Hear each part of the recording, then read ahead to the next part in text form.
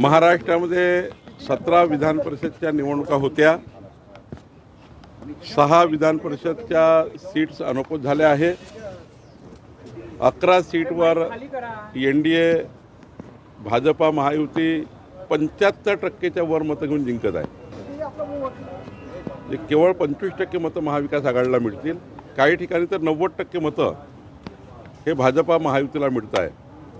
त्यामुळे एक मोठा अभूतपूर्व विजय, यापूर्वीच्या कुठल्याही निवडणुकीत विधान परिषदेच्या असा विजय मिळाला नाही तेवढा मोठा विजय महाराष्ट्रामध्ये मिळतो आहे। नागपूरमध्ये काय चित्र राहील? नागपूरमध्ये केवळ 20% मतं महाविकास आघाडी आणि त्यांच्या उमेदवाराला मिळतील।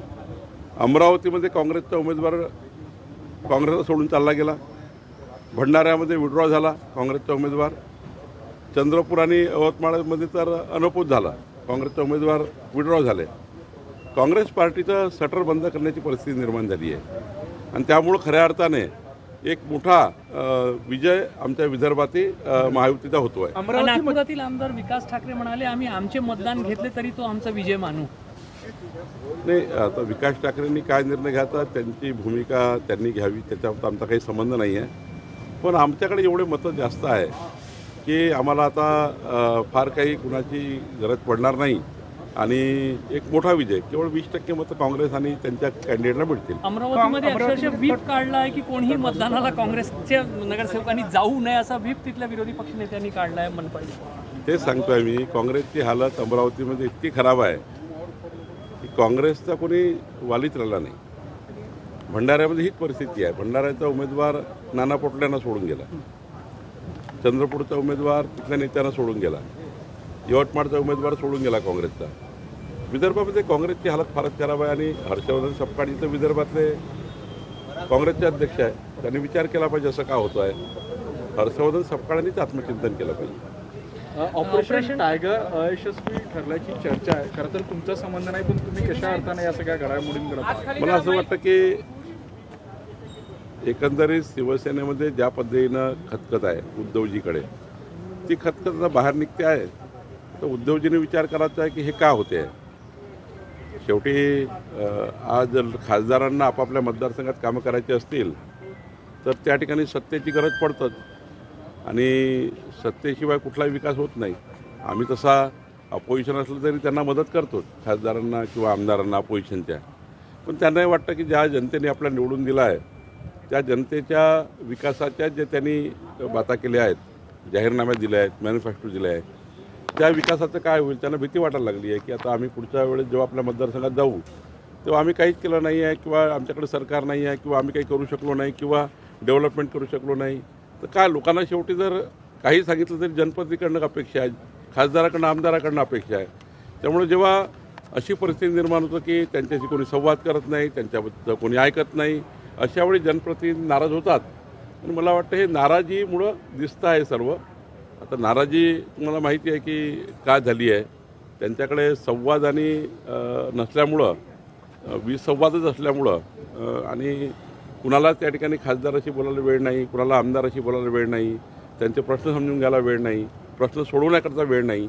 त्यामुळे नेतृत्वाने विचार केला पाहिजे। संजय राऊत यांनी काल ज्या पद्धतीने शिव्याचा उपयोग केला आपल्या खासदारांसाठी, म्हणजे असंसदीय शब्द वापरले, नाही, संजय राऊत साहेबांना माझी विनंती आहे की महाराष्ट्राची संस्कृती संस्काराचा जर पाळा वाचला तर ते असे कधी विधान त्यांनी करायला नको होते। तेही समजदार संपादक आहेत, त्यांनी असे विधान करून आपल्या संस्कृतीला त्या ठिकाणी ठेच पोहोचू नये आणि आमदारावर खासदारावर 50 कोटी घेतले, 100 कोटी घेतले, 25 कोटी घेतले असे आरोप करणं काही लोकप्रतिनिधीवर योग्य नाही आहे। हे लोकप्रतिनिधी काही या पैशांनी कोणीच त्या ठिकाणी डायव्हर्ट होत नाही। लोकप्रतिनिधी जे विकासाकरता त्या ठिकाणी त्यांची भूमिका असतं आणि त्यामुळं त्यांनी ती भूमिका घेतली असेल।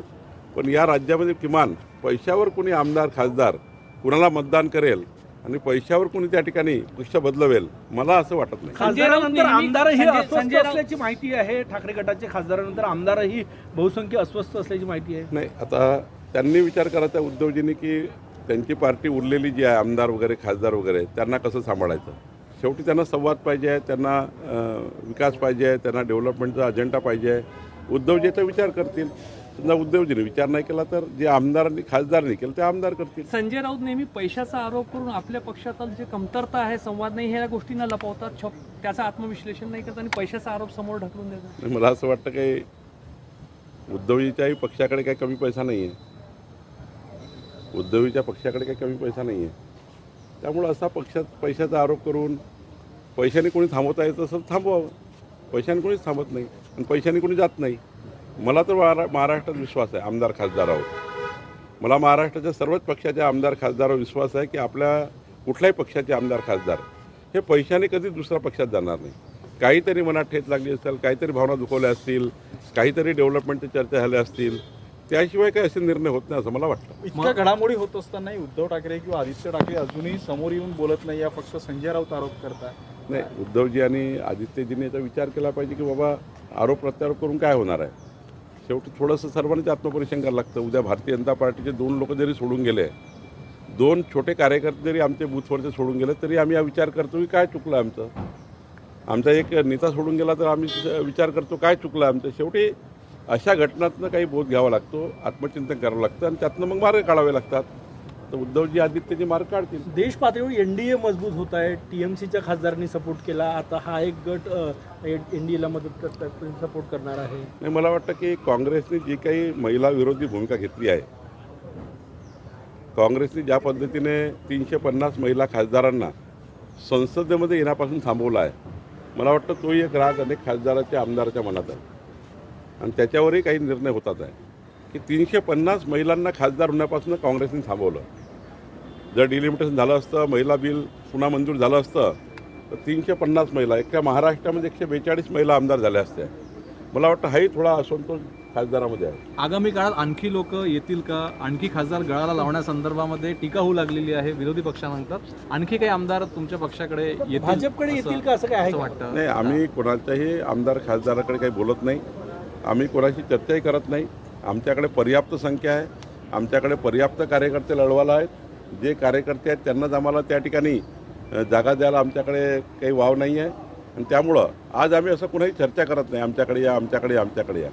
त्यानंतर कोणी भारतीय जनता पार्टीच्या विचाराचा विचार केला, आमच्या संस्कार संस्कृतीचा विचार करून कोणी भाजपमध्ये आला तर आम्ही ना म्हणणार नाही.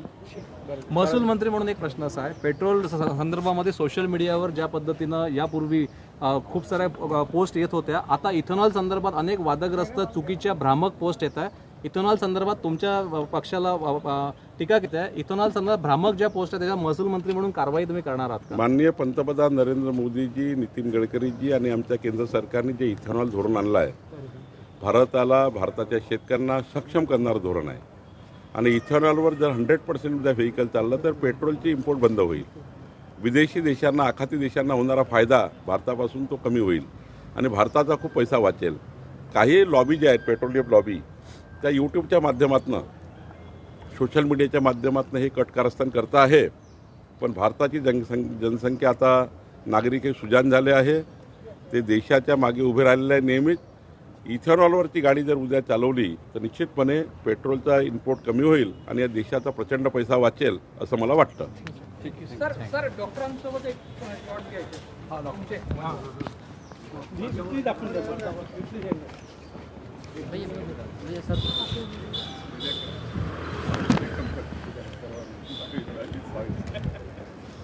बावीसला इथे असणार, मुंबईत असणार.